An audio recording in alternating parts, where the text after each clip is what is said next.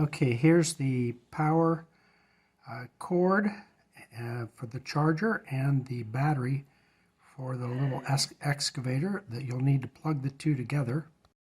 All right, an adapter, at least the power source is not included, so you'll have to include your own USB power plug. The manual says that when you plug it in, it'll take about 3 hours for the initial charge. When it's first plugged in, you'll notice that there's a little red light that comes on, and they say that when it's fully charged, that light will turn off. Before the battery is installed, be sure that the switch is turned to the off position. The remote control for the excavator requires 2 AA batteries. They include a little screwdriver to open up the back. One small Phillips head screw that the screwdriver is pointing to, that has to be loosened, and then there's a latch just above it that has to be depressed in order to open the case. The batteries are clearly marked. The flat part goes against the spring, but there's also a small diagram to tell you which way to install the batteries. So you just install those, put the case back on, and screw back in the screw.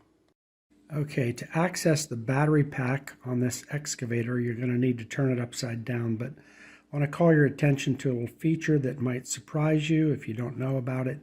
This little thing comes up. There's even a nice little thing to hold it here, like so, but it doesn't latch in place that I can tell.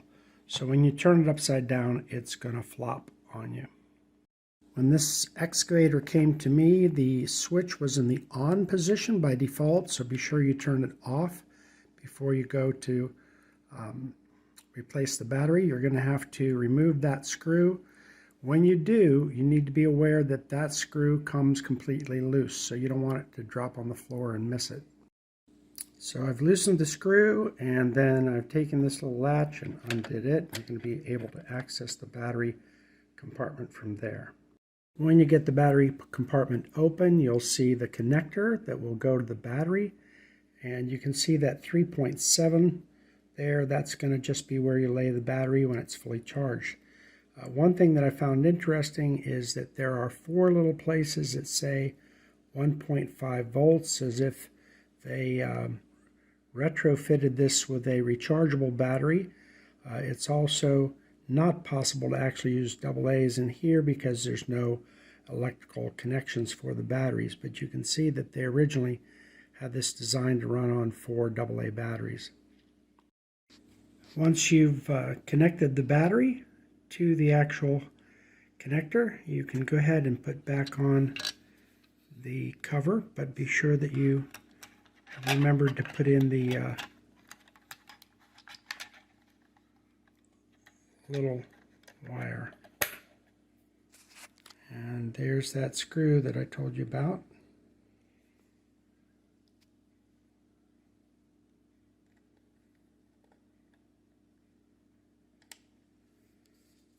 And that's easy to lose.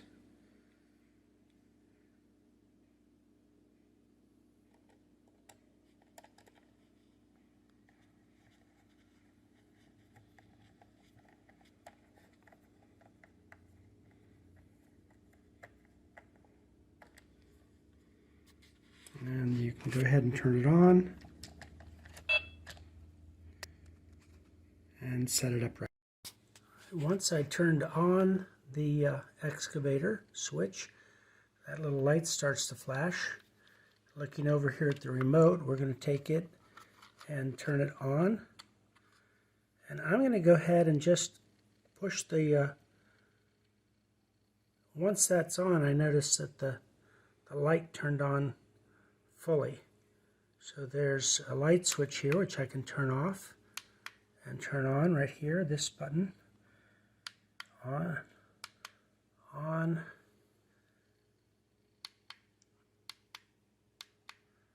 But there's a demo mode right here, this button right here. So I'm going to push that and see what happens.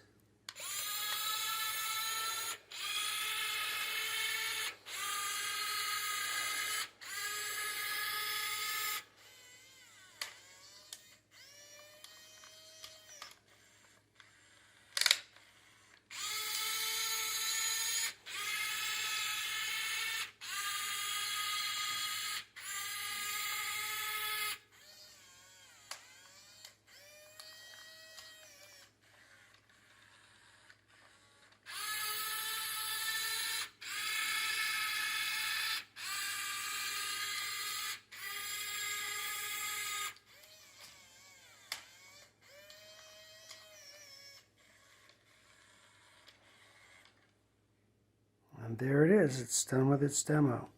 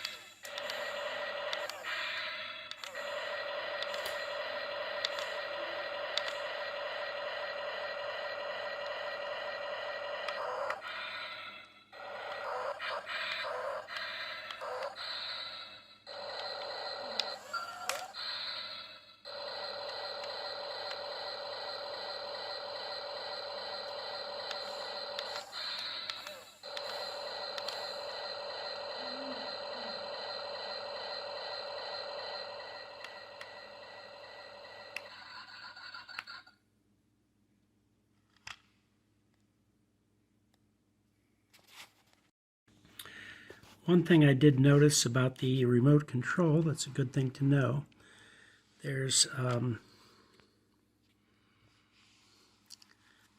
forward and backward right here. But it's not forward and backward according to which way the driver is facing. It's forward and backward according to the treads. And you'll notice that there's a drive gear back here, that's at the rear, and then there's no drive gear here. So if you're going forward on this and backwards, but if you rotate him around, let's go the other way, he's reached the extent of his,